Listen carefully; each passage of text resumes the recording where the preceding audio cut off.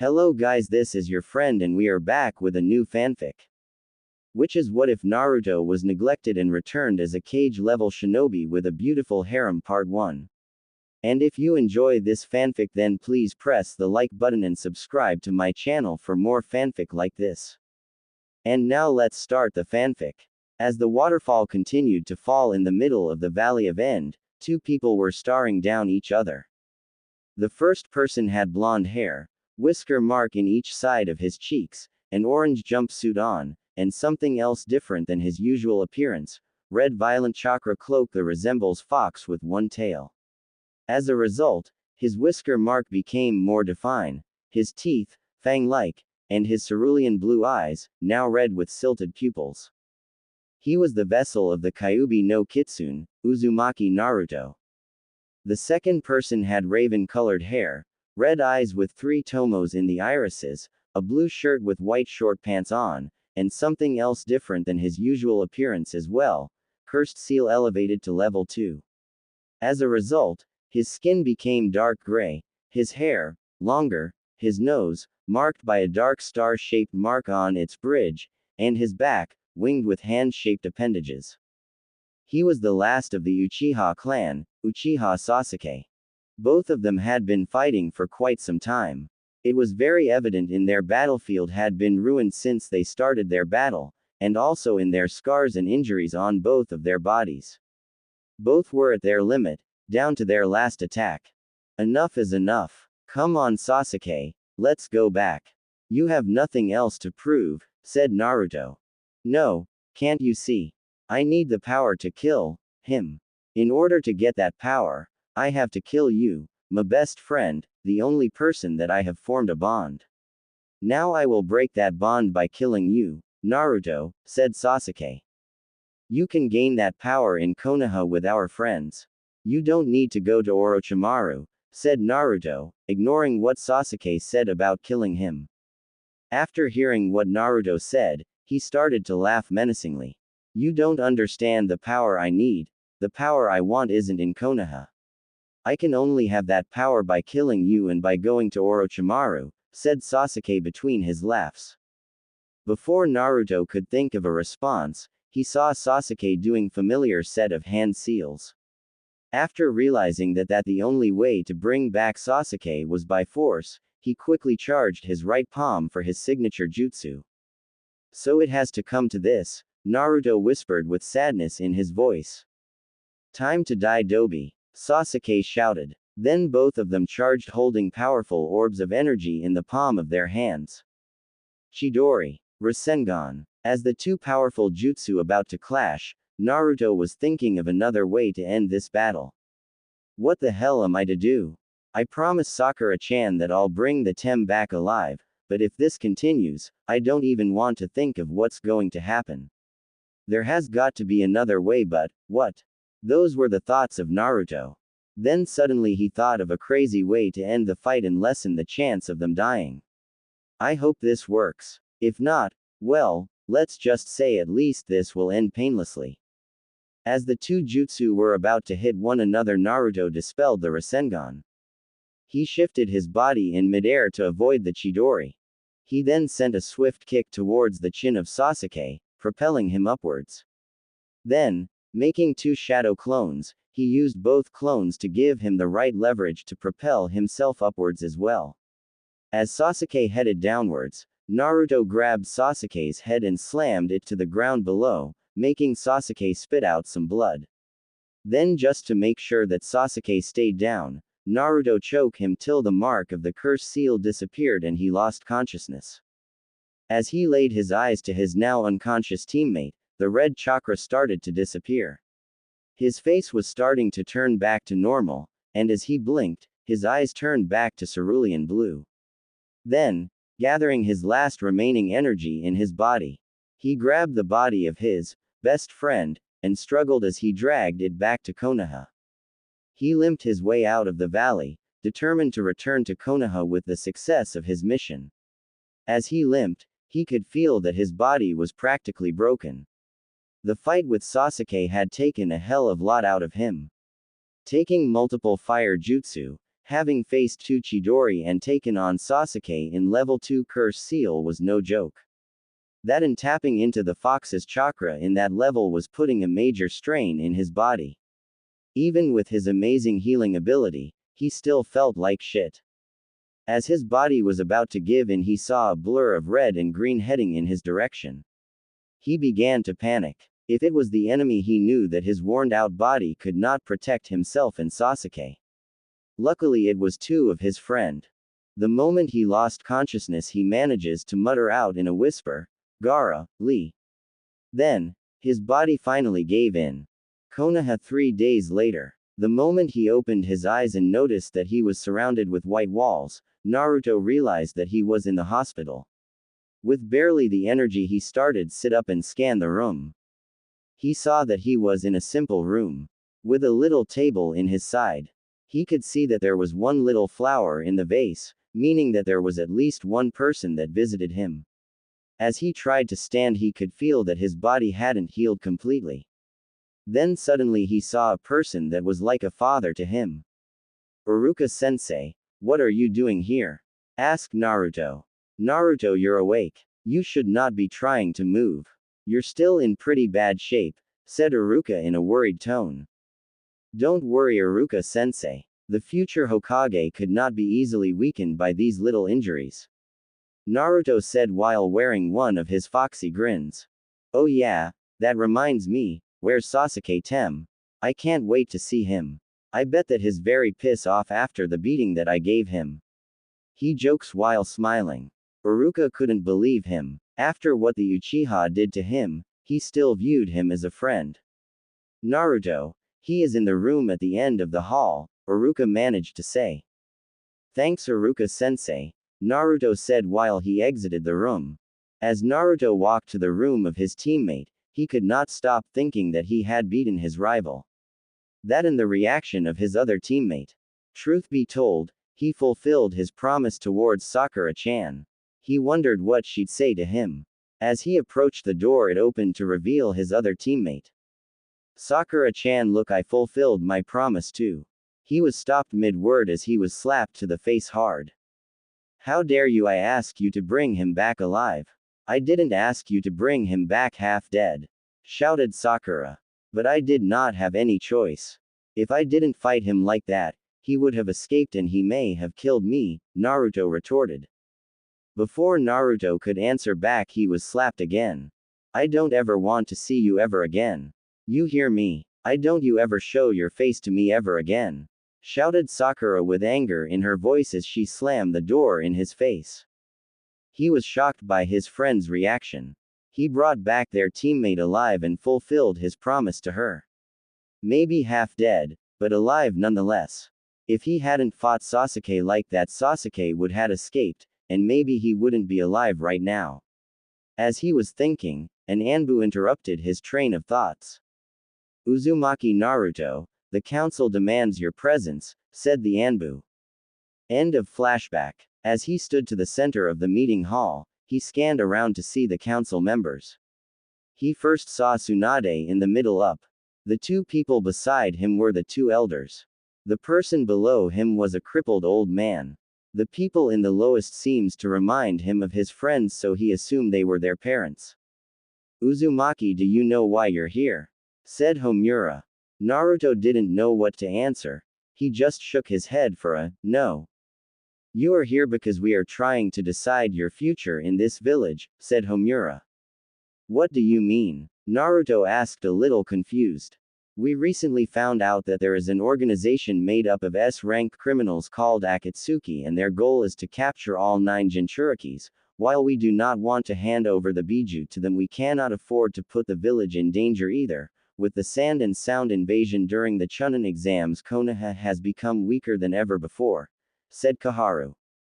"This organization out there, we don't even know all their members. The only ones we know so far are Uchiha Itachi, Hoshigaki Kisame, and at some point in time Orochimaru. If this organization was to launch an attack on Konoha to get the Kyuubi, we can't be sure if we would survive the aftermath, which is why we have decided that Uzumaki Naruto will be banished from Konoha for the safety of the village," said Homura. Wait. Even if we banish the boy, all we are doing is handing him over to the Akatsuki and they will get the Kyuubi's power. And I for one am not comfortable with handing over the power of the Kyuubi to a group of S-class missing ninjas. This will not eliminate the threat that the Akatsuki pose. All this will do will give them more power and make them into an even bigger threat than they are now," said Shuza, with some members of the Ninja Council agreeing with him. "If we listen to you, then we will be giving the most powerful and destructive force that we know to a bunch of criminals, and I don't think what those criminals have in plan for the Biju will be for the benefit of Konoha or any other village and country in Elemental Continent," said Ino's father Inoichi. "This matter is not something that is for debate. We have already gone to the Fire Daimyo and explained the situation to him. He has given us the go-ahead to banish him, but because of everything he has done for the village, he will not be put in the bingo book," said Kaharu, which caused different reactions among the council members. Naruto hit the ground and slumped over. His world had been shattered, everything was gone now, his dream of being a ninja and goal of being Hokage. "Although I hold no hatred for the boy, I do think it is better that he leaves. In our current condition, the village can't afford to have an enemy like the Akatsuki. With him gone, we can rebuild the village and our forces and deal with the Akatsuki in our own time when we are ready. Also, perhaps with him gone, Hinata will finally give up her silly little crush over the boy and start training more and become stronger like a true Hyuga heiress should be. If not, I have no choice but to put her in the branch clan and have Hanabi be the new heiress," thought Hiashi. The Anbu commander and Aburame Shibi just sadly shook their heads, knowing that this was a mistake that will one day come back to bite them. Shuza just sighed sadly, knowing his son would be greatly affected by this. Shikaku just thought, troublesome idiots. Danzo, Homura and Kaharu just kept their face neutral, much like Hiashi. 1 hour and 30 minutes later. Naruto was in his apartment getting ready to leave and had just opened the documents Tsunade gave him after he left the council meeting. He had just finished reading the document concerning his parents, and when he finished he was so furious he had to bite down on his own tongue just to keep himself from screaming in rage at what he just found out. "They lied to me. Ero Sennin, Ba-chan and the old man, they all lied to me right to my face," Naruto furiously thought. Naruto had just found out he was the son of the Yondaime Hokage and his mom was an orphan from a clan that was from another village, but that was not what pissed him off. What he was furious about was his father was the one that sealed the Kyuubi in him, and that bastard Jiraiya had been his godfather, and the prick left him to rot in the village for over 13 years. He had seen the bank accounts in the documents. They showed his family was pretty wealthy, with his dad being the previous Hokage and his mom coming from one of the founding clans of a village called Uzushiogakure that was destroyed sometime between the Second and Third Shinobi War. They were not the richest families in Konoha, but they had enough money to last them for about 30 years without working. He had to scrimp and save every day of his life with the little amount he got from social welfare from the village, and all this time he had a fortune that was rightfully his. The village kept his inheritance from him. The village even denied him his birthright by keeping him from knowing his family and knowing where he came from, and even took his family name from him. Outside Konoha, outside the village on a hill overlooking it, a lone figure stood looking down at the village for the last time. It had not been too hard to sneak out of the village. He had decided to have one more look at the village before he left. My old life in Konoha is over now and a new one will begin outside it. But you Konoha, I vow this, in the name of my mother Uzumaki Kushina. I will become strong. I will become stronger than my father or anyone else that has ever been, and when I do you will be sorry that you ever banished me, and that is a promise of a lifetime, believe it. Naruto turned his back on the village and started to walk away from it. Few months later. It had been a while since Naruto left Konoha. He had just taken off in a random direction, not really caring where he was going. His first choice was to go to Suna, but that would cause problems for Gaara. Plus he wasn't sure if he would be welcome there with the other people in the village, since he was one of the reasons why the invasion failed. And even if Suna had been tricked into it, they still suffered a heavy loss and a humiliating defeat. Also, that would bring trouble of the Akatsuki to their doorsteps, since even though Gaara was a demon host like him, he could at least defend himself and his village since it was surrounded by sand, which Gaara could control it to an enormous degree. He had wanted to go to Snow Country. He knew Lady Koyuki would welcome him with open arms, but he couldn't go there because they had samurais and not ninjas. They would be easy targets for Akatsuki. The same went for Wave and Tea Country. He knew he needed to be with one of the 5 great shinobi villages to stand a chance of surviving an attack from the Akatsuki. Also, he didn't know much about those small villages, so he didn't know how he'd be treated there. Kiri was out of the question since he had heard when he met Haku that they were in the middle of a civil war. Plus, after he heard how people with bloodlines were treated there, he wanted no part of that village. Iwa was also out of the question since the moment they looked at him or found out where he was from, or even worse, found out who his parents were, he would be killed on the spot and his head hung at the village gate entrance. The final choice was Kumo, but Naruto didn't want to go there since, like Aim, Kusa and Hoshi, he didn't know much about the village other than what Neji had told him in the Chunin finals.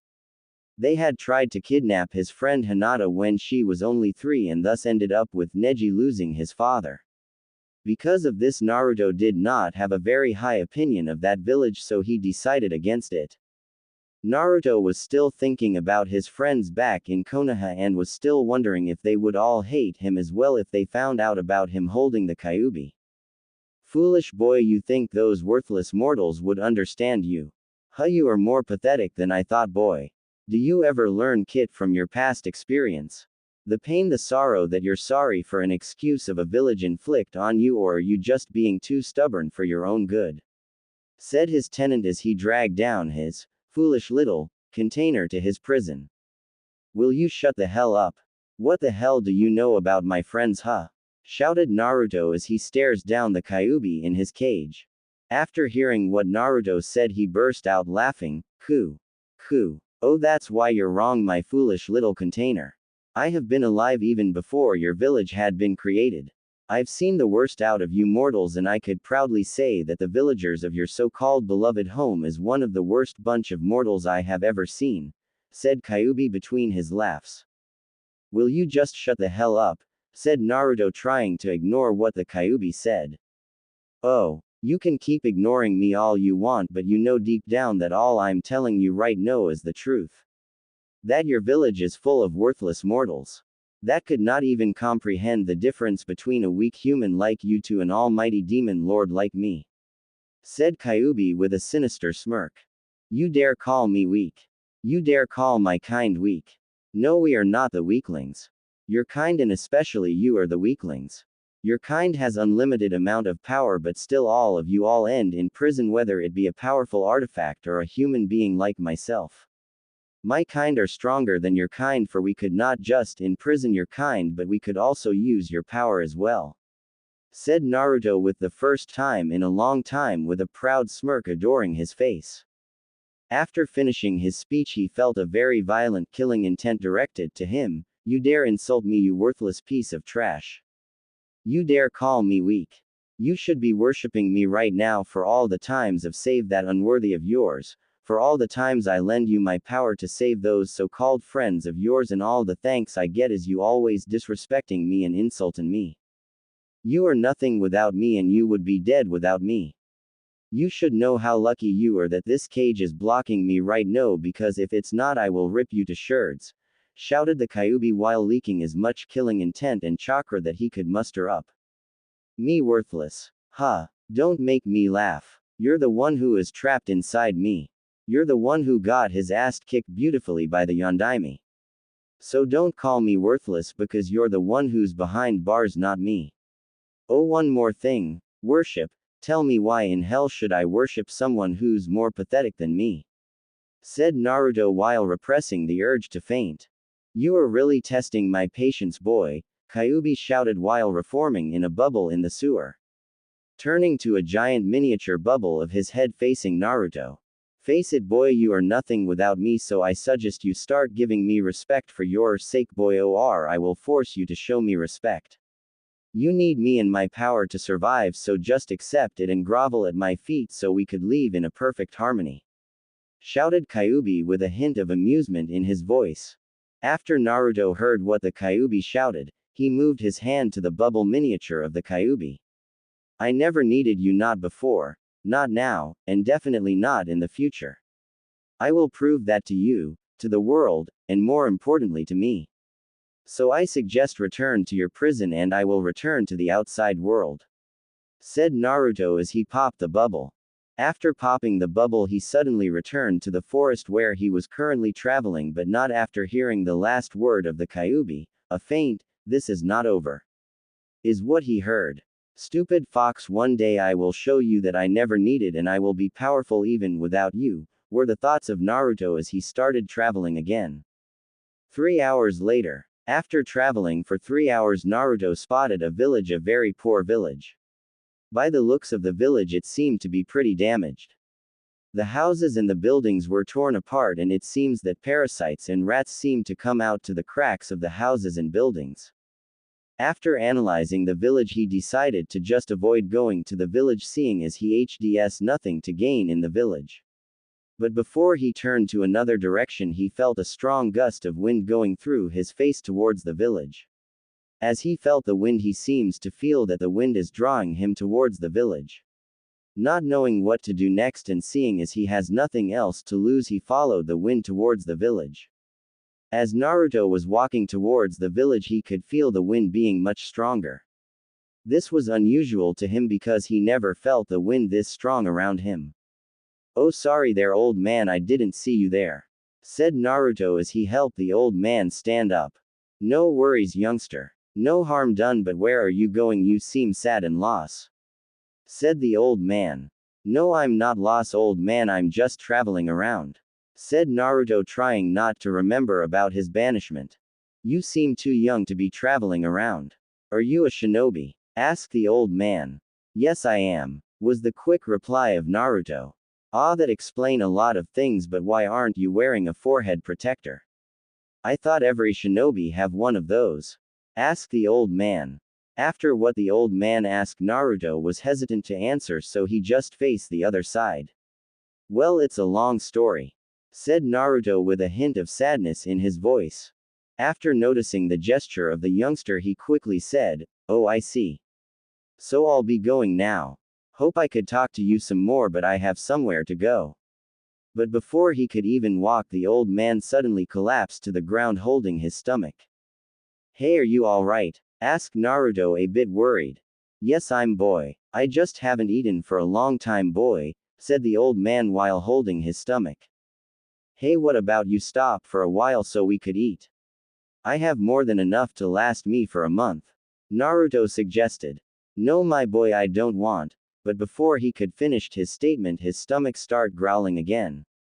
"No, I insist. You look like you need it," said Naruto as he unpacked his food.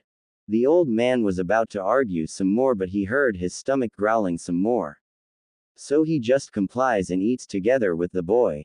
"So what is it like to be living in that village?" asked Naruto, trying to start a conversation. After hearing the boy's question, he momentarily stops eating. "My boy, are you heading towards that village?" asked the old man while pointing towards the village. Naruto could only nod. "Boy, do not go to that village, it has been abandoned for 30 years. "Do you know why?" asked the old man. Naruto could only say no as he faced the village. "Boy, that place was rumored to be the home of an old shinobi that fought in the Third Great Ninja War. A shinobi with terrifying reputation and power. He was said to have killed thousands of men during the war and had never been defeated. I think his name during the war was the Black Dragon of the Wind. It is said that his power over the wind is so strong that he could create a tornado by just raising his hand. It is said that after the war he returned to his original village and butchered every human being in his village. I was traveling to that place and I just went around that village because it's rumored that his spirit is still alive and kills anyone who enters that village. So boy, don't you dare enter that village," was the warning of the old man. After the old man finished his warning, he quickly finished his meal. "Thank you, child, for the meal, and don't go inside that village, just go around it," said the old man while walking away from the child. Naruto watched the old man disappear from the distance while thinking what the old man said. That village used to be the home of a powerful shinobi, powerful and a bloodthirsty shinobi at that. A war veteran that was said to kill thousands of men and never been defeated before. A shinobi with a very powerful control over the wind. After hearing what the old man said about that village and its history, he seems to hesitate to go forward to that village. As he started to consider to just avoid going through the village, he felt another strong gust of wind hit his body heading to that village. As if the wind is telling him to go through that village. What the hell is this wind thing doing to me? Is it trying to tell something? Well, it's heading towards that abandoned village, so why not just head there? I mean, the third ninja war happened more like what 18 years ago, so I think that guy is probably dead, so why not go to his home and learn something about the guy? Maybe I could learn some of his cool jutsu while I visit his home, were the thoughts of Naruto as he headed through the village. As he stepped foot inside the village, he quickly analyzed his surroundings. The houses and the buildings were really torn down when looked by afar, but now when he looks at it by close, the houses and the buildings were really a wreck and really was a dump. Some buildings as well was already demolished. As he continued to venture further inside the village, he could see that there is no life growing inside the village. There were skeletons of animals scattered around the place. The plants were all rotten and dead all around him, and it seems that nothing has grown inside the place for years. As he continues to walk, he saw a sign that seems to reads, "The Village of Seals." What kind of village is called the Village of Seals? Naruto wonders as he continues to venture around the village. The village was really starting to creep him out. There really wasn't a sign of life anywhere he looked. The only thing he saw was death, and it really disturbs him. After reanalyzing his surrounding yet again, he decided to just get out of the village before it drives him to insanity. As he was headed towards the exit, he felt another gust of wind hit his body. What the hell is this wind again? This wind has been all around me all day. It may feel good, but it is really driving me crazy. Were the thoughts of Naruto as he headed towards the exit, but that seems to strengthen wind around him, trying to blow him off his feet. Okay, cut the wind thing already. I'll stay. Naruto thought out loud, and it seems to weaken the two breezes that is trying to lead him to somewhere. What the hell is this? All day this wind has been leading me to places that I can't understand, and as much my mind is telling me to ignore this wind, but my body, my gut, and my heart is telling me to follow this wind. Were the thoughts of Naruto as he considered between leaving the village or just follow the wind like he was doing all day. The moment that he considered his two choices, the breeze of wind is silently blowing in his entire body, trying to soothe him. The way that the wind is blowing around him did not go unnoticed by Naruto. Okay, geez, cut the wind thing already. I'll go wherever this thing is headed. Were Naruto's thoughts as follow the breeze of wind. As he follows the wind, it seems to lead him to a deeper part of the village, and the deeper he goes, the creepier it gets.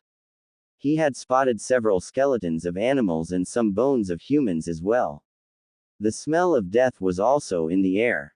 Also, there was a thick mist that seems to envelope around him.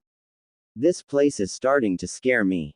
Were his thoughts as he stops to a graveyard. Okay, I'm here, so what's next? He asks out loud. It was answered by another gust of wind heading his way to a sign. As he approaches the sign, it seems to be covered in dirt. He swiped the dirt all over the sign so that he could read whatever is written on it. Whoever follow the wind in this place shall enter hell like no other. If you fail to pass that hell, you will be forever part of the wind blowing for eternity. If you pass, you will gain control and power over the wind as much as you desire. Leave and you will be part of the ground which you walk upon. Keep following the wind and you may live if you pass the trials. If fail, you will face total annihilation. Naruto read out loud. After he finished reading the sign, a strong gust of wind blew apart the wind in the graveyard, showing a path leading to a cave. Okay, that was very creepy, were his thoughts as he observes how the wind blows. The wind seems to invite him to enter the graveyard. Okay, I'm out here. This place is really freaking me out, Naruto shouted as he turned his back ready to get out of that place. But as he took the first step, he remembers what the sign said. Control and power over the wind seems cool. But the sign said if I don't pass that hell it's talking about, I'll be dead. Were his thoughts as he took another step. But I have nothing else to lose anyway. I lost my friends, my dreams, and my little family. So what the hell do I have left to lose? Were his thoughts as he turns around facing the path that the wind made for him. What the hell? I really am crazy, but what the heck? I might see something cool there. So why not? Naruto said in a whisper as he set foot inside the graveyard. As he enters the graveyard, the temperature seems to drop considerably and the mist seems to envelope his feet. As he continues to walk, he seems to smell rotten bodies all around him again, only this time it is much stronger.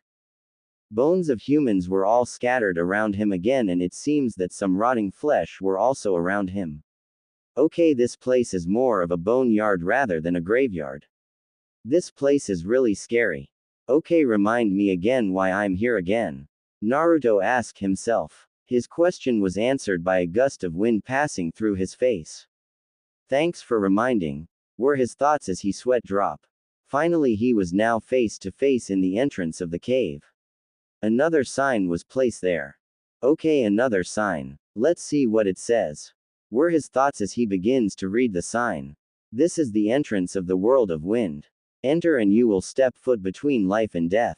Fail and you will sign your own death sentence. Pass and gain the power that you seek. Naruto read out loud. Great, another freaky sign, were his thoughts as he entered the cave. The cave was devoured in complete darkness. He could not see any walls. Heck, he could not even see his own hands. The only thing that is leading him inside the endless cave was a breeze of wind flowing smoothly inside the cave. It was leading him to a place that he could not determine where. As he continues to walk inside the cave, he spotted a faint light in the far corner of the cave. Curious, he ran to the faint light. What he spotted was unreal. Whoa, is the only thing that Naruto could mutter out. The room was in mint condition. There were multiple weapons, books, and scrolls. There were also multiple ninja tools. The room was made of some kind of metal that has one common symbol. The symbol is a dragon covered in wind contained in a drop of water. He was confused by the room until he spotted a decaying body in the corner of the room. As he approached the body, he felt a sudden feeling in his heart like it was telling him to something. As he reached the body, he could see that he was holding a giant scroll with a letter attached to it. To his curiosity, he took the letter and begins to read it. To whoever has followed the wind inside my sacred haven, I congratulate you in surviving the village. If you ask why I put a special seal in the whole village, that seal will automatically kill whoever enters the village without a strong affinity towards the element wind, and also if they do not have a fairly strong affinity towards water. If you survive the cave as well, you have an affinity towards a rare element, shadow element. That element is said to only materialize in a shinobi once every 50 years. I should know I have the same affinity. Now whoever you are, I will tell you right now that I am death, but because I don't have any offspring nor any apprentice, whoever survives those seals mean you are my heir of my power and skills. I am Satoshi, the Black Dragon of the Wind. That's all you need to know about me. The scroll that I am holding right now sealed all my knowledge, subconscious, and my last remaining humanity in this world. That scroll contains my mind and everything that I experience in all my life. It contains all my jutsu, all my skills, and all my knowledge in the world. It also contains my most prized possession. I do not wish to create another me in this world, for I know that I am demon that does not even deserve to live. However, I know my skills and my knowledge will be needed in this world someday. To make sure that you don't turn into me, I created a spirit that will shape you to a shinobi that is even greater than me. To access everything that I say, open the scroll that I am holding and swipe your blood on the scroll. It will analyze your blood to know your strengths and weakness, your past, and your life, so that it will know how to train you. This is my last warning and advice. My warning is, do not succumb to great power, for it will turn you to monster. My advice is simply to follow the wind without question. Yours truly, Satoshi P. If you fail the trainings of the spirit you will die. After Naruto finishing reading the letter he was surprised. This Satoshi person seems to be a powerful shinobi if what the letter said is true and he lock all of his skills to the scroll that he is looking at right now. It shocked him that there is way to seal someone's subconscious in a scroll. It further shocked him because that person manages to seal everything about him in a scroll. He is no making a choice whether to do what the letter is saying or just ignore it and leave, for it will be disrespectful for this Satoshi person. As he was considering his choices, the usual wind that has been leading him to places is trying to tell him something. So you're telling me to do it, huh? I've been following you all day, so why not? Said Naruto as he proceeded to open the scroll. Biting his thumb, he swiped a part of his blood inside the scroll. A moment of silence followed him after he swipes his blood inside the scroll. Suddenly a wave of light flash in front of the face of Naruto. The light seems to be blinding him. After the light died down, the scroll begins to suck every in the room, including him. Naruto was beginning to panic. First was the strange light, and now the scroll is sucking him inside of it. He was trying now to run to the exit, but that strange wind again came. Now it really said something to him. Follow me, Naruto, the wind said to Naruto. Naruto didn't know what to do, so he just followed the wind and let the scroll sucked him into the unknown. He was beginning to lose consciousness as he was being sucked inside the scroll. Then suddenly he saw the same old man that he bumped earlier. You made the right choice. Child of prophecy, was all the old man said, and was all that he heard as he disappeared before his eyes and as his world turned black. Alright, that's the first chapter. It's still similar to the original. I'm not going to switch things up until Naruto's training is over. Naruto had just woken up after going into the portal. He noticed he was resting in a small room in the middle of a very large room. The entire room was covered in a white mist that seems to emit a strange aura around him. The mist covers the entire room except for two things. First is his bed, and second is a table beside the bed. Looking at the table, he found a letter with his name written on it. He then proceeds to read the letter. Dear child, if you're reading this, then it means you're already awake. Follow the dragonfly beside this letter. The dragonfly will lead you to where you will meet your trainer. Hurry boy, I don't like waiting too long. After finishing the letter, he searched for the dragonfly but saw nothing. Suddenly a dragonfly came in front of him. What the hell? Screamed Naruto as he jumped several feet backward. Boy, don't be scared, just follow me and your hell will begin. Said the dragonfly as he leads Naruto out of the room. Naruto dumbly followed the dragonfly, not knowing what to do. As he followed the dragonfly, he noticed that the room he was in was like a prison cell, which disturbed him very much. Heading out of the room, Naruto saw a small corridor, and he could also see an opening the end of the corridor that they reached very quickly. After exiting the corridor, he saw a man sitting in a rock. Boy, go to him, was the last word of the dragonfly as he disappeared. Naruto then approached the man sitting in the rock with caution. He could feel a strange aura in that man that was similar to the Kyuubi. The man was wearing a trench coat, so he could not see the face or the body of that man. Boy, you really have knack for being startled, said the man with a voice that seems to remind him of Gaara, but it has more warmth in it. Well, the last thing I know is. But he was quickly interrupted by the man. Yes kid, I know why you're here. I could say your life is such a pity. But alas, you are an idiot as well. Chuckled the man. Hey, what's that supposed to mean? Screamed Naruto. Boy, the scroll you open helps me scan your memories, heart, mind, personality, attitude and skills, and my only comment to you is that you are a complete idiot. Said the man. Naruto was angry at what the man said and attacked him. This resulted in his head being slammed to the ground hard. Boy, my first lesson: avoid fighting people who are stronger than you and you'll live longer, I guarantee it, said the man while he held his neck. Naruto was surprised by the man's speed. The man seemed to move faster than Kakashi or Guy and even Jiraiya. What did he mean first lesson? Naruto asked himself. What do you mean first lesson? Asked Naruto. The man sighed. Man, you really are stupid and clueless. This only further angered Naruto. Boy, if you remember the letter Satoshi-sama said that he left a spirit with all his knowledge, all his experience, and all of his skill.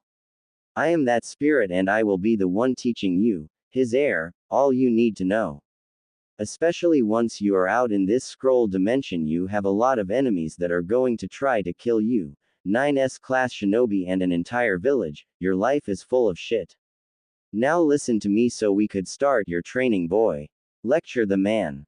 That calms Naruto down. He remembers what the content of the letter is, especially the spirit part. So you're the spirit, huh? Naruto asked dumbly. Yes, boy, I am, and because you seem curious before we start, you can ask me anything, said the man. Okay, could you first let go of my neck? Said Naruto. Oh, sorry for that, as he lets go of his neck. First thing first, where are we? Asked Naruto. We are in a scroll dimension. It is an advanced sealing jutsu that could create a landscape in a scroll. This place also could block the influence of the Kyuubi. Answer Kuroikongo. Who are you? My name is Kuroikongo, Black Diamond. Weird name. So what kind of spirit are you? You will find that out later. That seemed to irritate Naruto even further, but he tried to hide it to the best of his abilities because he doesn't want to be choked again. Why did that scroll choose me? That question brought silence between the two for several minutes. Naruto didn't want to say anything because he felt that one wrong word would result in a very painful experience. I knew sooner or later you'll ask that question, but not this early. You want to know the answer, kid? Which Naruto nodded. Look below you, boy, said Kuroikongo, which Naruto obliged. What Naruto saw completely surprised him. The ground beneath him suddenly changed to a portrait of a man. The man had long black hair, silver eyes that seemed to be cold, and his face seems to be serious. He was wearing a black trench coat that covers his whole body and wielding a large and black zanbato. The zanbato seems to be made out of several large diamonds. Boy, the man is Satoshi-sama, my master and my creator, said Kuroikongo. Naruto was analyzing the portrait that he was looking at. What kind of shinobi was he? Asked Naruto. I will show you his life and then that question of yours, you will answer yourself, said Kuroikongo. Then he raises his hand, then multiple images flash through Naruto's eyes. Naruto could not believe what he was witnessing right now. He was witnessing a life of a powerful shinobi right before his eyes. The man's skill was unbelievable. His control over his element was inhuman. He could control the wind like it was part of his body. Also, the control over his sub-element was also amazing. But the thing that amazes him more was how he uses his sword and his weapons. He was using two swords and one spear at the same time. The first sword was the sword that he was holding in the portrait. It was as large as him, but he could still control it masterfully. The second sword was a double-bladed sword. That sword was as tall as his first sword, but he could use it so well. His third weapon was a spear. The spear seems to resemble a trident. He was controlling the spear by spinning it in his body. Watching him perform that sword dance was amazing to watch. It was beautifully executed but also deadly. But the thing that made him sad and angry was the way they treated him when he was old. His very own village attempted to kill when he was getting old. That was the reason why there were multiple bones of people in the village. When he was betrayed, he protected himself against all the shinobis of his village. He managed to kill them all, but with a prize. He was severely wounded multiple times. So the last thing he did was to make sure that he was remembered. He put a seal in the entire village that would kill anyone without his requirement. He needs to pass his skills. He also seals all his knowledge, his scroll, and his double-bladed sword. The other sword, on the other hand, was sealed in the scroll by a strange ritual. After the sealing, he quickly embraces the scroll while writing the letter. Then it went black. So boy, after watching his life, what kind of shinobi do you think he is? Asked Kuroikongo. He was an honorable man. An amazing shinobi and an even more amazing person. Answer Naruto. You are correct, boy. He was a fantastic warrior, a good friend, and a good master. He treated everyone with respect even if they don't give a shit about him, said Kuroikongo. Now boy, to answer your second question, remember the sword that he was wielding in the portrait? Naruto nodded. That was me boy, said Kuroikongo. How can that be you? Said the surprised Naruto. Boy, do you know what a sentient sword? Asked Kuroikongo. Naruto shook his head no. A sentient sword is a type of sword that has a spirit, a soul and a mind. A sentient sword chooses who its master is. Normally a sentient sword is created by a powerful being, mostly a sage, a spirit, or a tail beast. But my master is very special. He was the one who had created me, explained Kuroikongo. How did he create you? Asked an astonished Naruto. He had a god-like affinity toward the wind. It was so strong that it created a wind spirit. That spirit was me, answered Kuroikongo. Wait, you mean, yes boy, you have the same god-like affinity towards the wind as my former master, to the extent that you created a wind spirit in your subconscious. Now boy, before we start I'm going to tell you what we are going to work on. We are going to work on ninjutsu, kenjutsu, and fuinjutsu, and before you ask I'm going to explain why you're learning those specific skills. First is ninjutsu. It is the best way for you to control your element, and by the looks of things in your memory and by the things I see in you, you have untapped potential in ninjutsu. Second is kenjutsu. It is the second best way for you to control your element and can enhance your ninjutsu by tenfold if you know how to use a sword properly. And lastly, fuinjutsu. It is the best way to contain your pet inside you. It can also be the best way to contain some material that you will need in your journey. And the most important thing in why you are going to learn about seals is because if you become proficient with seals, you could help you in your battles and training. Now boys, shall we start your training or what? Asked Kuroikongo. Yes, let's start, said Naruto with much excitement in his voice. He could not wait to learn those ninja arts. After hearing Naruto's answer, he snaps his fingers. The effect is instantaneous. The entire field was changed.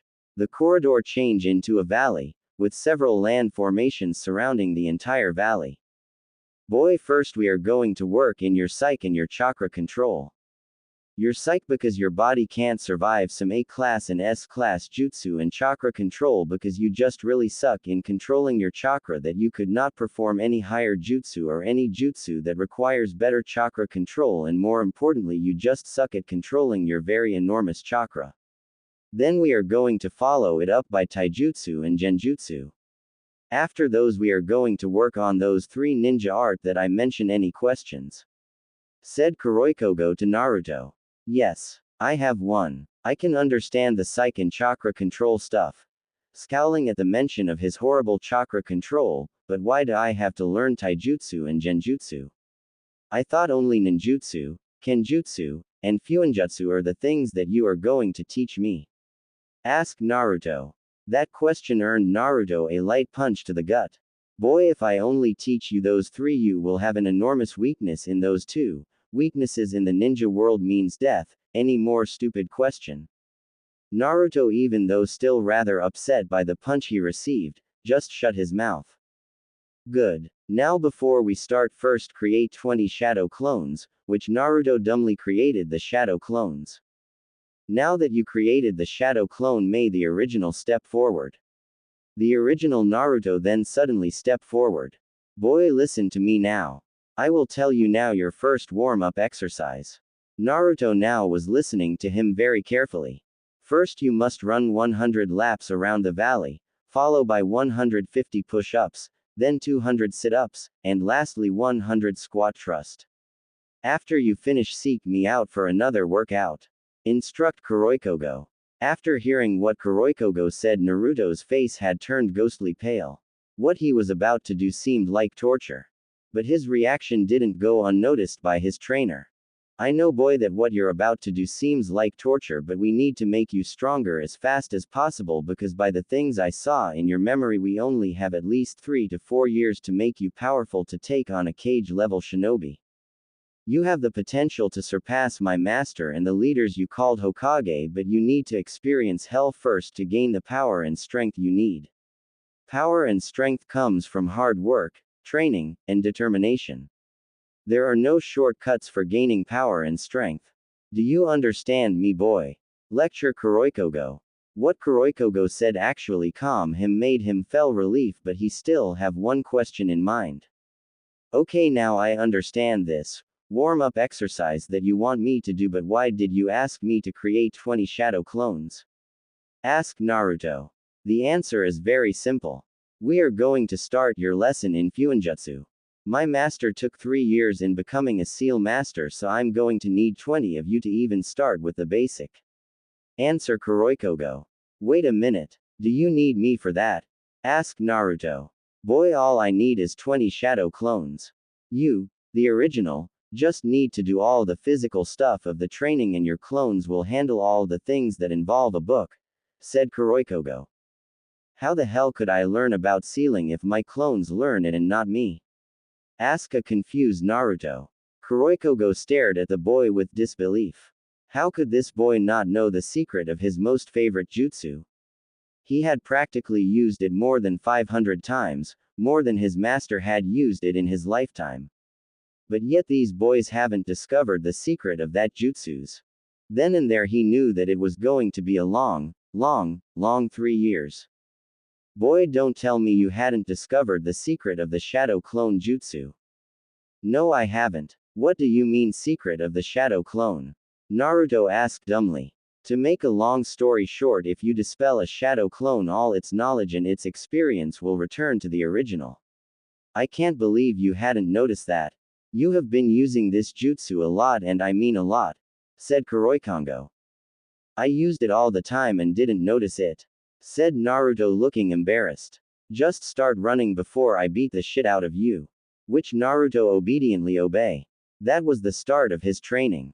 Every morning, he was forced to wake up at 3 in the morning. He started with 200 laps around the valley, then 150 push-ups, followed by 200 sit-ups, followed by 200 sit-ups, and lastly 100 squat thrust. After those so-called warm-ups, Kuroikogo turned the valley into a huge gym complete with weights. He is instructed to have at least 5-minute workout in each workout gizmos and weight, which is a total 10-hour workout. After the physical training, which took him all afternoon, he went to the chakra control training. That training was a bit more difficult for Naruto because of the unbalance of his and the fox chakra, but it was quickly resolved. The solution was to temporarily lock the fox chakra away so it could not influence him, or to throw his chakra control out of control. The first chakra control exercise is, as usual, the tree climbing exercise, but with an odd twist. While climbing the tree, he was wearing a special kind of weights. Those weights weighed 100 pounds, and if he puts more chakra to his feet rather than the right amount for the exercise, the weight will add another 20 pounds depending on how much chakra he adds to his feet. Nonetheless, Naruto had managed to complete those exercises by the end of the day. Even though the physical exercises took a lot out of him. Thanks to his inhuman stamina, he had managed to complete the improved chakra control exercise after 500 tries and after 500 times falling in his. At night he was tested in seals, which he found very interesting. He didn't know that studying seals would be so much fun and easy for him. Even though technically it was his clones learning those seals. He was always tested, which he always perfected, shocking Kuroikogo. Every 3 days his training regime always intensified. Those warm-up exercise had gotten more intense. Kuroikogo added weight to his ankles, weighing 50 pounds in each limps and adding 10 more rounds in each exercise. Also, the gym that he was using had tripled the weight to all the barbells that he was using. Also, he added gymnastics and aerobics to his regime. The chakra control exercise also intensified tenfolds. He now has to wear those special weights that were slightly enhanced to add 100 pounds if he puts too much chakra to an exercise. It was difficult for him not to drown in the lake that Kuroikogo create for him, and also difficult for him not to fall in a cliff that he was climbing. Also, the waterfall climbing and the kunai and senbon needle balancing exercise was like hell impossible to him, especially the waterfall climbing exercise. He always fall to his because of the weights. Kuroikogo was impressed by the boy. Truth be told, he was waiting for Naruto to complain to him about the exercises that he was giving to him because he knows that it seems too much for the young boy, but it never came, not a single complaint. He just executed all the exercise that he gave him. It surprised him because in his memories he seldom complains to that lazy sensei he was having in Konoha. The moment he asked why he wasn't complaining, his answer completely shocked him. You are the only one who gives the time and day to actually train me. If I complain about the training you're giving me, it means that I'm not thankful, and I am very thankful, Master, was his simple answer. That impressed him, and at that moment decides to devote himself to training him with all of his master's knowledge that was left for him, especially for him. After 4 months he had finally perfected the chakra control exercises. His chakra control now was almost as good as an Anbu. Also, the result of the physical was also visible. His small body had turned very muscular. Not like those bodybuilders, but still very big for his age. He also grown a couple of inch because all the food that he was eating was all healthy and no ramen, which he almost complained about. After those 4 months and seeing the result of the first part of his training, Kuroikongo decided to go to second stage of his training, which is taijutsu and genjutsu. Kuroikongo started teaching Naruto his master's taijutsu style, Dance of the Diamond Dragon, which focuses on 2 principles. The first principle of the style is to move in high speed while delivering heavy kicks and punches. The second principle is to use the force of your opponent against him. The thing now that they have to work on now is speed, strength, and accuracy. Naruto had surprised Kuroikongo yet again. He had managed to learn the basics of the style in under a week. That was rather surprising because his master took 2 years to complete that style. Even though he was using 100 shadow clones while learning the basic, it is still a remarkable thing to accomplish. Amazing, this kid is just purely amazing. He manages to increase his speed and accuracy in a short period of time to learn the basic of the style. He even managed to learn some of its stances. He might learn this style faster than have predicted. Were the thoughts of Kuroikongo as he watches Naruto performing some katas. The next part of his training, or as Naruto likes to call it, a pain in the head and a major pain in the, is genjutsu. This is the most difficult part in Naruto's training because he is not a genjutsu type, and Naruto and Kuroikongo knows it. Knowing that it's impossible for Naruto to cast a high-ranking genjutsu even if his life depend on it. Kuroikongo only focused his training on casting low-level genjutsu and dispelling high-level genjutsu, but even that task seemed very difficult for Naruto. He really wasn't a genjutsu type, so even a small task that involved genjutsu was difficult for him to accomplish. But even that problem was short-lived. They solved that problem by adding more chakra control exercises and meditations in his regime, which greatly improved his focus and his ever-improving chakra control. In addition, it also improved the concentration he needed to learn how to dispel any high or low genjutsu, but for casting any genjutsu, well, that was another different story. For casting genjutsu he still needed a lot more control and a hell of a lot of focus. It took him 5 months to actually get used in even using the simplest genjutsu.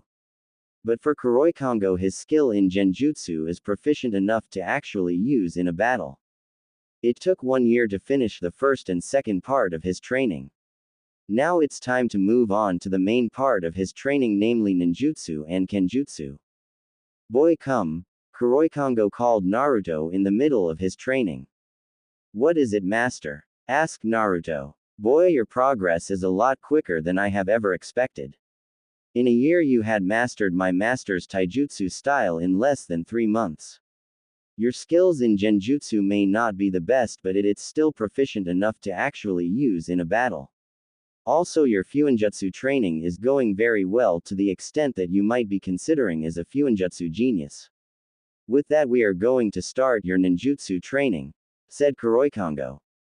Naruto was now excited. He always wanted to learn more about ninjutsu. Now his dream is about to come true and he is very excited. So what's first, master? Asked Naruto. First we are going to work on your elemental manipulation. You're not going to ask what's elemental manipulation is, are you? Asked Kuroikongo. Master, I already know what elemental manipulation. Elemental manipulation is manipulating one's chakra to become an element. Every shinobi has at least one affinity towards an element. The most common elements are fire, wind, earth, lightning, and water. There are also some sub-elements that could only achieve by combining some of the basic elements. Am I right, Master? Asked Naruto. You are correct, boy. May I ask, how did you learn the meaning of elemental manipulation? Asked Kuroikongo.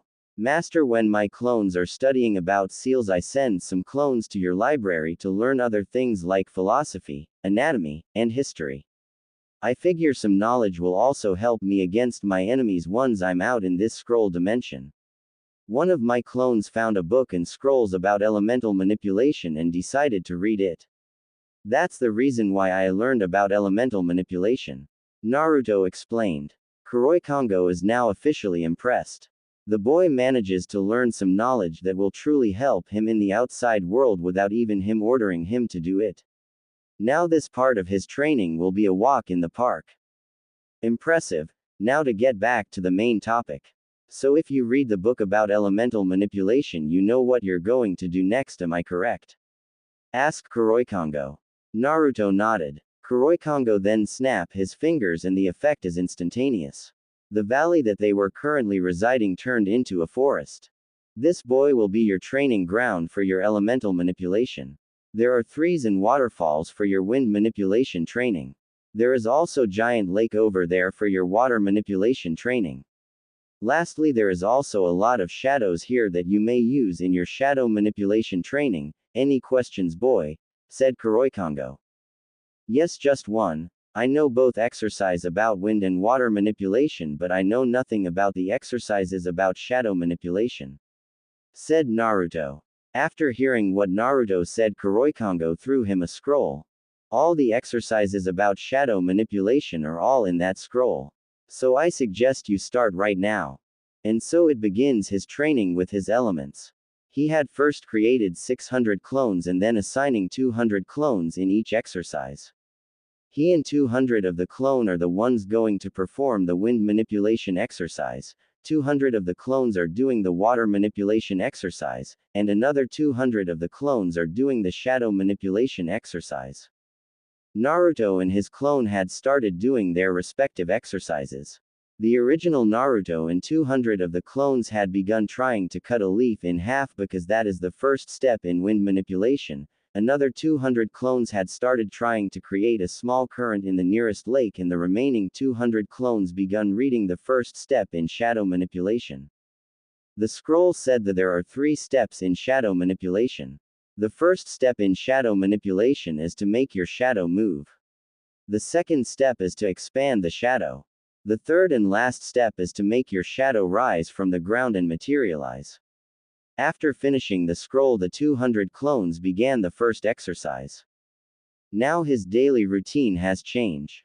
His physical and chakra control training was now cut in half and only occupied the morning, and all afternoon and evening was his elemental manipulation training. His elemental manipulation training had progress in 3 months and the result was outstanding. By using 600 clones and 200 clones in each elemental exercises, he had accomplished what a normal ninja would need several years to accomplish. He had mastered his affinities in less than 3 months.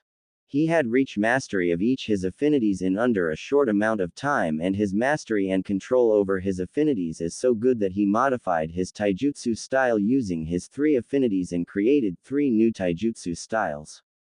He modified Dance of the Diamond Dragon to create the Dance of the Elemental Dragons. The Dance of the Elemental Dragons utilizes each of his elemental affinities to create 3 katas: the Dance of the Crystal Wind, the Dance of the Crimson Ocean, and the Dance of the Hell Shadow. Each of those katas has its own specific uses. The Dance of the Crystal Wind is used for offense. The wind's cutting ability is the best way to deliver heavy and lethal damage. The Dance of the Crimson Ocean is used for defense. The water's ability of form modification is perfect in blocking heavy damage. The Dance of the Hell Shadow, on the other hand, is used for counter-attacks and capture. The Shadow's ability to capture the enemy is the best way to set up a counter-attack. If all those katas are combined, the dance of the elemental dragons is going to be a dangerous fighting style. The dance of the elemental dragons is Naruto's original taijutsu style. He learned that each of his elements has a specific specialty in battle. The water element is an element which he could be modified to any shape he wants, making it best for defense. Also, water could also be used for drowning the opponents or trapping them in a large area. The shadow element, on the other hand, has the ability to manipulate your shadow or any shadow that he touches into a weapon that is suited for either capturing or attacking in different areas. The shadows also have the ability to create voids, which he could either to teleport himself in a short distance or to spy on the enemy. The wind, on the other, is a different element for Naruto. The wind is his favorite element even when he was in Konoha. The wind for him could do those things that water and shadow could do and more. The wind is an unpredictable element. The wind has many uses. It could be used for cutting, or could be used as explosive, or it could also be used to carry anything in the sky, or it could form cyclones, tornadoes, or anything his heart desire. The possibilities is endless for this element. Thinking of the possibilities and the capabilities of the wind further excites Naruto. The moment Naruto finished his elemental manipulation training, his master has given him access to the jutsu library. The jutsu library is full of jutsu that was bordering from C class to S class jutsu. Most of the jutsu in the library are water and wind based, but there are also some of the elements like lightning, earth, and fire. But the thing that Naruto found it strange was that there are only handfuls of shadow based jutsu. He asks his master why, and his master answer is, there are only handfuls of shadow-based jutsu because a person who has a shadow affinity only comes along once every 50 years. So there are only few jutsus which is shadow base. The Nara clan can't be considered having a shadow affinity because they don't even know the full potential of the shadow element. Hearing what his master said gave him an idea. The idea was to create his own jutsu, not for just shadow but also his wind and water element. With that said, he only picks out a few jutsu from the jutsu library and began studying them and slowly trying to master them, and after mastering them trying to create a new version of the jutsu. That has been his routine for 3 months, with the help of his clone, learning a new jutsu and creating 3 or more versions of that jutsu. In less than 3 months he has learned many jutsu and created quite a few of his own. His creations were all A class and S class based on the jutsu that he had already mastered. But his real masterpiece was the Rasengan. Yes, his best work and his greatest creation was modifying and improving the Rasengan. He master once said that the Rasengan is a jutsu with limitless potential, and truth be told, Naruto agreed with him 100%. The Rasengan was his first offensive jutsu and his signature ninjutsu. That was why he had improved it as much as possible. He had improved the Rasengan by adding his affinities to the jutsu. The effect was incredible. It had tripled the power of the Rasengan, but strangely that wasn't enough for him. So not yet satisfied, he decided to create other version of the Rasengan. In 3 months he has successfully created 4 Rasengan, all of them wind base, and he was aiming in creating 9 more versions. The reason why all of them are wind base was because his master observation of the Rasengan was that it was perfect for wind based jutsu. Another 3 months had passed, and now Naruto has an impressive ninjutsu library and had created many original jutsu and created a total of 13 versions of the Rasengan, all bordering from S class to SS class, and 2 of those versions are SSS class, designed to destroy large area in one hit, and Naruto is proud of his creation and also his master was proud of him. Kuroikongo was impressed. Not just because he mastered his elemental manipulation training in record time, but also because his determination in creating and improving his jutsu. He was right, the kid was a genius when it comes to ninjutsu. Those jutsus that he created was a sentiment to what he said. Now the kid's level might be compared to a kage. His chakra capacity surpassed some of the kages his master and him have faced in the past. His skill level is practically kage level as well, with a mastery of his element, a very high level in ninjutsu, mastery in fuinjutsu, a high level in taijutsu, and a mid-level in genjutsu. Yes, the kid could be a kage right now, but there is one more thing that the kid need to learn, and that was his specialty. Boy, leave your clones to do your ninjutsu. As they walk far from the clones, Naruto noticed that the appearance of the field is changing. The forest was changed into a graveyard full of swords. Naruto is now trying to decipher what is the meaning of this. But suddenly he felt a sword was about to hit him, so he jumped a couple of feet. After avoiding the sword, he glared at the one who almost cut him in half. It shocked him to see that it was his master holding a sword that was made out of black diamonds. Boy, your kenjutsu training begins now, he said as he stand and look at his student. Your training in the other arts has already progress. You're a genius when it comes to elemental manipulation, ninjutsu, and fuinjutsu. You have some talent in taijutsu. Your only weak point is your genjutsu. You could not cast a high-level genjutsu, but at least you could dispel them. Now let's begin the final step of your training, my favorite, kenjutsu. Kuroikongo explain. Master, I have a question. Why attack me if I'm learning kenjutsu? Naruto asked. The question was answered in another sideward slash which Naruto narrowly avoided. The reason why I'm attacking with a sword is because it is the fastest way for you to learn kenjutsu. Now boy, pick up a sword and let's start the training, or do you want me to massacre you before you pick out a sword? Said Kuroikongo, shouting the last part. Naruto, hearing his master, grabbed the nearest sword that he could see and prepared in a basic sword stance. His master, seeing that, begun his attack. He charged at Naruto in a speed that was as fast as Rock Lee when he opened the gates, then hitting Naruto with a powerful downward thrust which Naruto blocked with his sword. Naruto was shocked by the power of that thrust. It felt like being hit by a 2-ton boulder. But that didn't stop his master. He quickly followed it up by a combination of slashes and stabs in which Naruto narrowly blocked or dodged.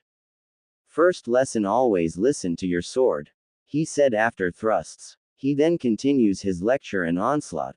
A sword is not an ordinary weapon, it has a heart and you must listen to it to become a kenjutsu master. After finishing what he said, he grabs the nearest sword and tried to slash Naruto's midsection, but Naruto had managed to block, but the result was both their swords being shattered. After his sword being shattered, he quickly jumps a couple of feet and grabs the nearest sword he could see, then returning to a defensive stance. His master, seeing that Naruto was now armed, quickly charged. He tried another slash in Naruto's head, but Naruto blocked it with his sword, and grabbing the nearest sword, his master tried another thrust, this aiming to his feet, but Naruto, noticing the thrust, quickly jumped another couple of feet away from his master. Lesson 2: always study your terrain and make it your ally. After finishing what he said, he charged at Naruto again. The hell with this, I'm being manhandled. If this continued, I'll be slaughtered for sure. There is only one way for me to turn the tide, and that. As he thought of an idea, he grabbed nearby sword, is to attack myself. He then charged at his master with all his strength. Smart move, but it's not enough. He then met with Naruto in an exchange of slash and thrust in midair. As they continued to trade blows, Naruto was beginning to weaken because of the strong attacks that his master was giving him. His master, noticing it, grinned. It's time for a little dance. At that, though, he began to do a complicated series of thrust and slicing moves. Naruto, seeing those moves, tried to create distance between him and his master, but it was no avail. He was finding it difficult to defend in the barrage of attacks. Then suddenly he felt a strong hit in the gut. Looking at the source of pain, he saw the fist of his master connecting to his gut, and it was followed by an uppercut and then a swift kick to the gut, sending him a couple of feet away from him. Lesson number 3: don't focus on the sword, also focus at the body of your opponent. With that said, Naruto picked up another sword and charged at his master again. That has been their new routine. Naruto will create 1,000 clones that will work on his chakra control exercise, his ninjutsu training, and his study in fuinjutsu. The original Naruto, on the other hand, will be trained by Kuroikongo in kenjutsu. Naruto's training in kenjutsu only consists in one exercise, and that's not to get killed by his master while learning the basic strikes and stances of kenjutsu. Easy, right? Well, not exactly. His master's styles is wild and dangerous, and count to that his masterful control over that giant sword of his. It was difficult for him not just to get beheaded by his master but also trying to attack his master as well. But because Naruto is a fast learner and he could easily adapt to anything, he had managed to figure out his master's style in a week, and that caused him less injuries after the end of their session. But still, it was still difficult for him to actually think of a counter, but still it was an improvement. It took him a month to create an original dance of his own to counter his master's wild style, but still his master's experience and masterful control over his large sword is still biting him in the. He was still trying to figure out how to counter that, but for now he has a large sword to dodge.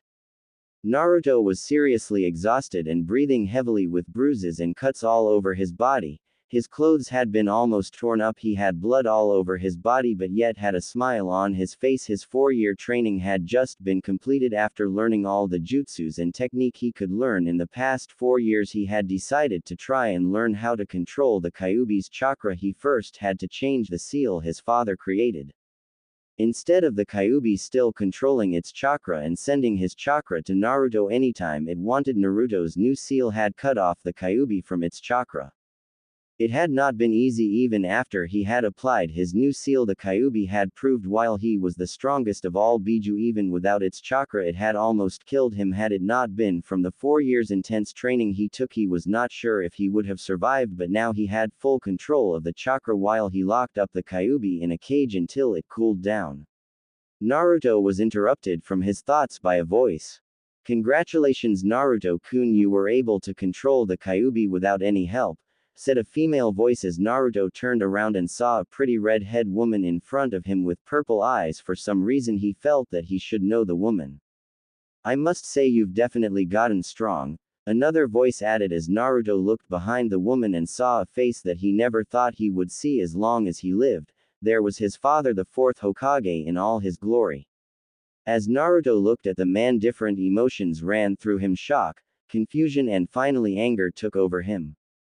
"You!" he roared as he launched at the man in speeds that shocked both parents as he developed a devastating punch to his father's stomach that sent the man doubled over. "Do you know how much trouble and pain you put me though, and what kind of father seals a demon into their own son minutes after they're born?"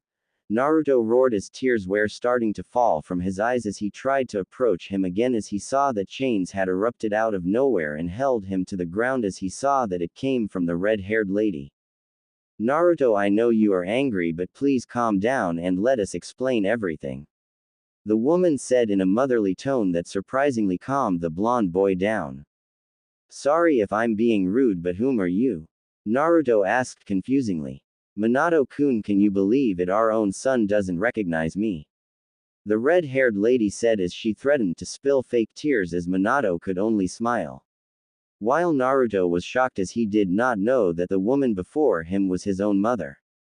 "Naruto, I know you are mad at me for sealing the Kyuubi in you, but believe me, I had no choice," Minato explained as Kushina released the chains and pulled him up. "Before you say anything, I want to explain everything that happened that night," Minato said. "I am not going to go into details about what happened the night of the sealing because I don't want to spoil it for people who have not read up to the manga yet." By the time his father was done, Naruto was shocked to find out everything that happened and why his father sealed the Kyuubi into him.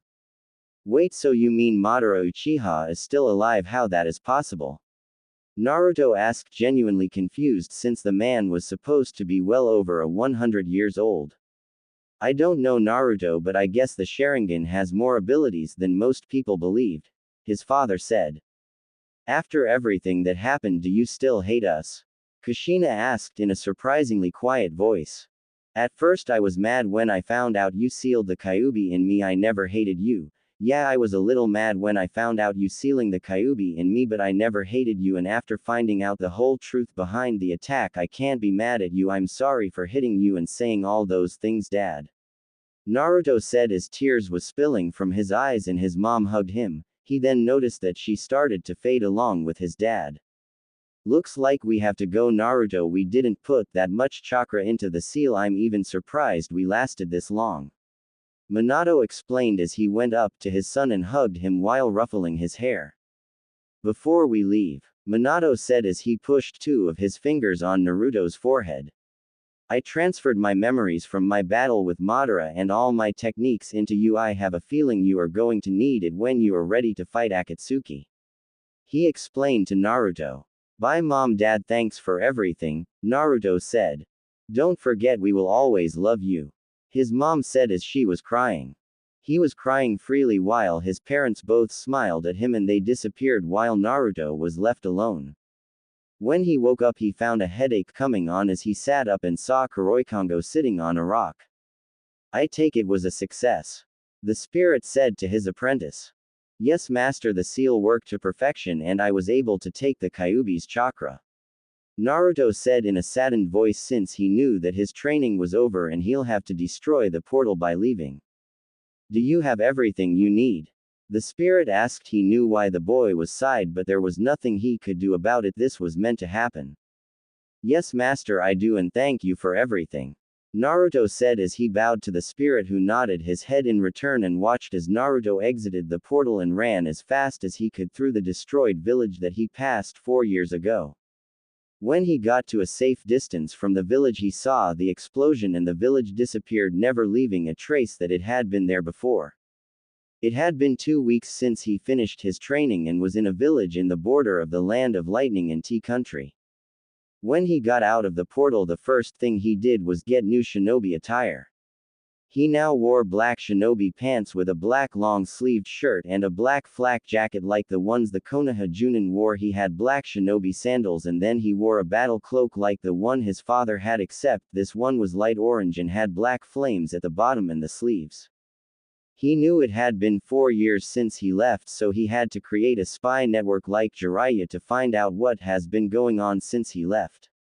He had just sent his blood clones all over the elemental nations to create his spy network.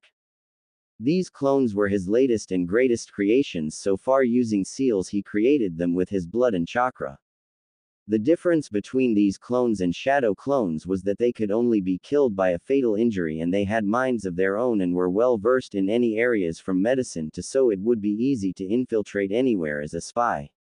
The seal also changed their blood so they couldn't be linked to each other if they were ever found out. The best part about it was like a shadow clone, whatever memory they gained he could too, but using the seal he only got the memories and information he wanted. He could find out what was going on around the elemental nations within an hour. He had just found a place to eat since it was only a bar that could open this late at night and was currently drinking sake while thinking about where he could find a hotel to stay for the night when he was interrupted from his thoughts. Excuse me, is this seat taken? A feminine voice asked him as Naruto looked up and was surprised to see a very beautiful woman who stood at 5 feet 8 inches and wore a blue kimono that had white flowers. She had light aqua blue hair that looked like it was mixed with a little green with emerald eyes, a heart-shaped face, an hourglass figure and chest size that was AC bordering D cup. No, there is no one seating there. Naruto answered. Thank you, she said as she took her seat. As Naruto looked around and noticed over half the guys in the bar were looking at her with lust in their eyes and the ones who weren't were flirting with waitresses or some other women in the bar. Looks like you have a lot of admirers. Naruto said with a small smirk on his lips.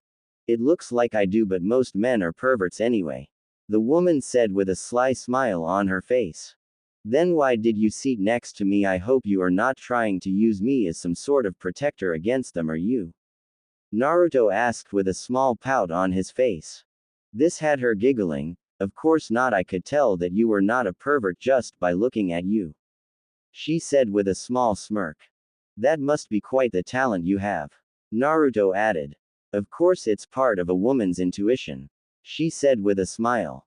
Naruto and the young woman chatted about everything. He found out her name was Tamao Ichinos, who was a business trader from water country and owned businesses in different parts of the elemental nations, which made her pretty wealthy for someone her age. It seemed both her parents were also rich traders, and after they had passed away she inherited their business and was a successful woman. Naruto and Tamao talked for about 3 hours when they found out the bar was about to close. He was going to bid her farewell and find a hotel to stay when he saw she was having trouble standing up. It was obvious she had too much to drink and couldn't walk straight, so Naruto offered to take her back to her place, which she accepted. They had just walked out of the bar when they found themselves surrounded by a couple of thugs. Naruto could only sigh as he saw that Tamao was a little frightened. "Well, look what we have here, boys," one of the thugs exclaimed. "What a babe, she's obviously too much for you, brat. Why don't you beat it before we hurt you?" Another one said in a voice. "And drop all your valuables while you are at it if you know what's good for you," another exclaimed. Deciding to get this over with it, he made a couple of shadow clones and had them deal with the thugs while he and Tamao left. "Thank you for escorting me, Naruto-kun," Tamao said. Naruto grinned as he scratched the back of his head. It was nothing really, I was just doing the right thing." Before he knew what happened, she had kissed him on the lips. He was frozen in shock since this was the first time he had ever kissed a woman. Thankfully, instincts began to take over as he started kissing back. As Tamao moaned into the kiss, Naruto licked her lips, asking permission to enter. When she opened her mouth to grant him entrance, and he tentatively probed her mouth. Wrapping his arms around Tamao, he became more emboldened as she moaned into his kiss. They soon found themselves in her room as they continued to deepen their kiss. She smiled knowingly and pushed him onto the bed, where he landed on his back. She gave him a sultry smile before she took off her kimono to reveal a lacy, sky blue bra, and he suppressed a nosebleed, but he couldn't suppress the bulge in his pants. Naruto began to work on her bra, and it was luckily strapped on at the front, so he popped it open with ease and stared down at her bountiful D cup with an indelible hunger and fire in his eyes. She giggled at the dazed expression before it went downright primal, and he attacked her lips again while his hands began to rub her tits sensually. His hands were rough, but it felt good against her porcelain delicate skin as the warmth in her belly grew exponentially. She moaned again as their tongues began to wrestle before he abandoned her mouth to kiss down her jaw. His hands began to tease her and she whimpered every time his thumb gently passed over her sensitive nipples. His hot tongue began to drag down her neck and across her collarbone as he left open-mouthed kisses down her body. Her hands were by no means idle as they began to rub him through his pants. She could feel the hardness beneath, and he groaned into her neck as she continued to rub his length. She smirked at how much that could affect him until she felt him kissing around the area above her heaving chest. Her face was flushed red and her breaths became short and turned into pants at the overwhelming sensations that began to erupt around her chest area. Tamao moaned as his mouth latched onto her right nipple and his right hand caressing her. His left hand had moved down to her hip and began to fiddle with the waistband of her shorts. His hand began to be more proactive towards her nipple as his hands began to caress the tiny nub. While 3 of his fingers rubbed her fleshy, he used his thumb and index finger to twist, pull, and pinch the nipple, causing her to groan under his ministrations.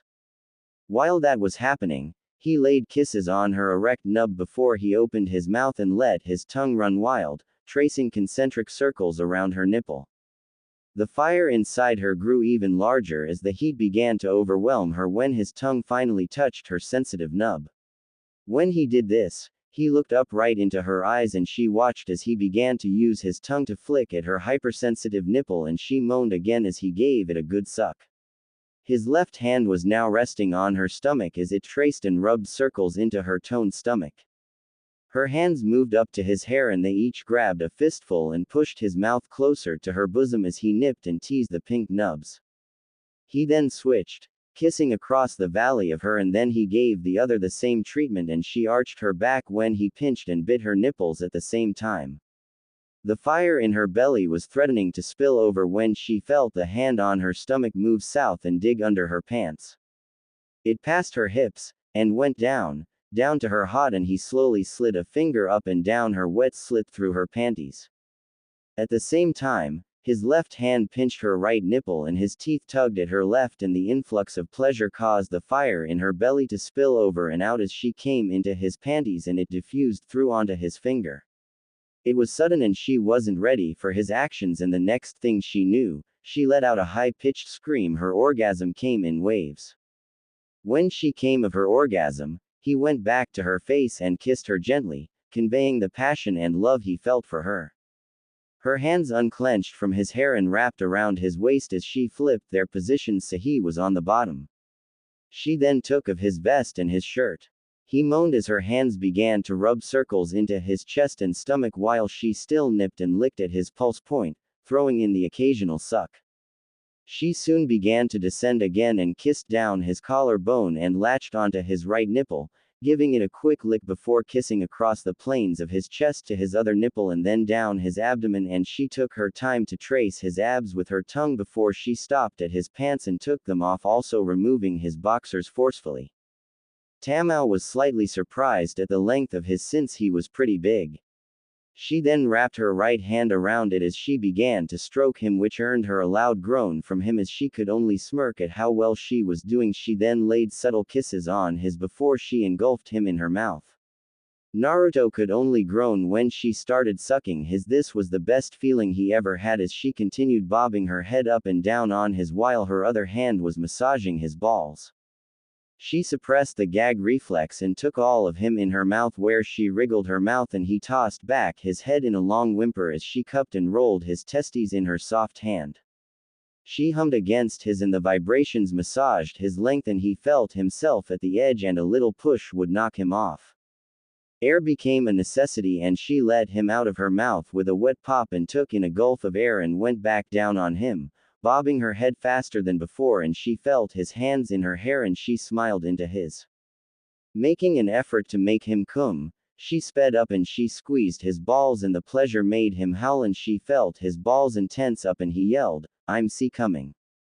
She deep-throated him once more and hummed, causing him to go over the edge and she felt his twitch. Immediately pulling back, she let everything fall out except the head of his as it twitched and ejaculated into her mouth. Spurts of cum erupted from the tip in his and she struggled to swallow everything, but some of it dribbled out of her mouth and onto her tits. "Are you ready for the main course?" she whispered into his ear as she took of her panties, then got on top of him and took a hold of his as she positioned herself on top of him. She then descended down his and could only moan at the pleasure of having her engulfed by his. She then began to move up and down, but she felt even more pleasure when he started to thrust into her with reckless abandon for about 5 minutes. That was until he flipped them over. She was now on the bottom while he was at the top. A light pain throbbed from her, but the pleasure of him thrusting in and out of her overwhelmed and squashed the feeling. They moved slowly and lovingly at first, with their hands rubbing against every inch of their partner's body. The feelings soon overtook them and put them into a frenzy and lusty state, and they began to speed up, her hips meeting with his thrust with loud smacks as their flesh collided together. Her bounced every time he pumped into her, the force pushing them to and fro. Her legs had unconsciously wrapped around his hips and made him go even deeper than before, but gave him less room to pull back and slam in. Intimate touches and kisses were shared between them while this went on. His hand was gripping her tits while another was holding her hand on the bed. He leaned over and kissed her before he used the hand on to raise her up, and he latched his mouth to her nipple, and the extra pleasure made the fire in her belly grow exponentially and she could feel her release coming soon. Faster, Naru-kun. Harder. She screamed out after a rather hard thrust. He stayed in that same position for a moment, completely buried into her hot before he pulled back out and slammed back in faster than before. The feeling in her stomach began to grow and it soon threatened to spill over as he increased his speed and strength of his thrusts. For Naruto, her tight wet cavern had already set him on edge the first time he pumped into her. He let himself adjust to the new sensation before he pulled back out and slammed back in. Her moans accompanied the smacks as well as his groans every time her clenched when he hit her G-spot. They continued on for 15 minutes before the fires in their stomachs caught up with them, and when she begged him to go faster, he did just that, and the feeling overwhelmed him as his thrusts began to fill with lust. The signs of their orgasms began to show up, the twitch of his inside of her and the clenching of her after every thrust. Every thrust, every kiss drew them closer to their release, and when he felt her walls tighten around his length, the warmth of her tossed him over the edge and he yelled out, "I'm going to see cum." At the same time, Tamao felt him hit her cervix, the entrance to her womb, and that alone put her over the edge, and she cried out, Me too. They came at the same time, their juices meeting each and mixing together inside her. His cum hit the walls of her vagina as her juices flowed greatly out of hers, splashing his that was buried deep into her. The juices dribbled out of her hot and drenched the bed with their essence. They stayed connected for a few minutes, allowing themselves to ride out their respective orgasms, and when it passed, Naruto fell onto her and his face buried its way in between the valley of her. They could not move any more from their orgasms as Naruto lifted the bed covers over them and they went into a deep slumber from their orgasms. Naruto had one last thought before he completely succumbed to his slumber. Thank Kami, I learned an anti-pregnancy jutsu from that medical book. The bright rays from the sun burned his eyes as Naruto looked up and saw he was in a hotel, which had him alarmed since he never remembered renting a room. He tried to move when he felt something on his chest. He looked down and saw a mop of blue hair on his chest. Then last night's activities came back to him as he could only blush and smile. Now I know why Jiraiya always went to the brothel almost every night, were Naruto's thoughts as the feeling of having were nothing he had ever felt before. Speaking of the Sannin, Naruto knew he would have to summon the toads to see if he could still summon them or not, seeing that he was banished from Konoha. He was interrupted from his thoughts by a groan. Good morning, Tamao-chan, Naruto said, hoping that he would not get beaten for what happened. Sometimes women could become violent and she had been drunk, so she might not even remember last night. Tamao looked at him and for a moment Naruto was afraid he was going to be on the receiving end of the female fist of fury. However, she just gave him a saucy smile. Good morning to you too, Naruto-kun, I hope you enjoyed last night. Naruto gave an internal sigh of relief as he grinned at her. I had a very good time last night. I hope that you enjoyed it as well. Naruto's answer was a steaming kiss on the lips, which soon turned into a small makeout session. It lasted for a while before they entered the shower and had another round.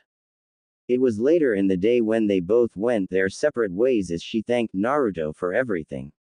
He was now trying to figure out his next move. I need to find a place of my own, I can't be staying at hotels every night. Konoha. Tsunade could only sigh as she got a report from Jiraiya stating that he had found nothing about Naruto. Ever since Naruto left, she had wanted Jiraiya to keep an eye on him so he would not get into any trouble, but the problem was the kid disappeared off the face of the earth. The pervert spy network could not find him anywhere. At first she was worried that Akatsuki had got to him, but Jiraiya had informed her that they were also looking for him as well, which meant they hadn't gotten to him. She was then afraid that something might have happened to him, but according to the toads he was fine since his name hadn't been taken off the scroll yet. The toads had tried reverse summon, but something had been blocking them from summoning him. Where had he disappeared to? Konoha had changed a little since Naruto was banished. Jiraiya had put a seal on Sasuke as soon as the kid had woken up. It was kind of like the caged bird seal, except it was automatic. Should the brat leave the village without permission, the seal would automatically activate, killing him instantly. Sakura and the rest of the Chunins that had been in the same year as Naruto were a little saddened about what happened to him, but had gotten over it after and things had returned to normal for them. Kakashi and Jiraiya were a different story. They both felt like they had failed Minato, especially Jiraiya since he was the boy's godfather and he never bothered to take care of the child.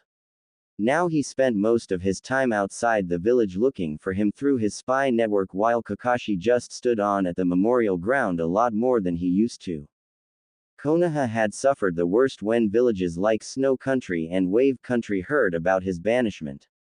They had originally wanted to cut ties with Konoha, but as much as they hated to admit, a lot of their revenue from trades came from Konoha, since out of all the 5 hidden villages, Konoha had the biggest population by far. They did the next best thing and raised their prices on everything that they imported and exported to Konoha.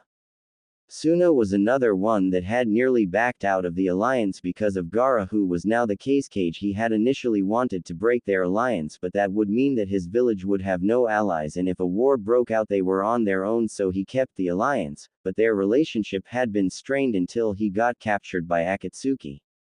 She had to send Kakashi, Guy, Kurenai and Asuma's team to retrieve him from Akatsuki. From the reports, by the time they got there they had already extracted the Biju from him, but luckily one of the elders had used a forbidden medical jutsu to bring him back to life at the cost of her own soul. Their alliance still wasn't that strong, but it was still better than it was before. Tsunade could only sigh as she looked at Konoha from the Hokage Tower and hoped that they found Naruto before Akatsuki did.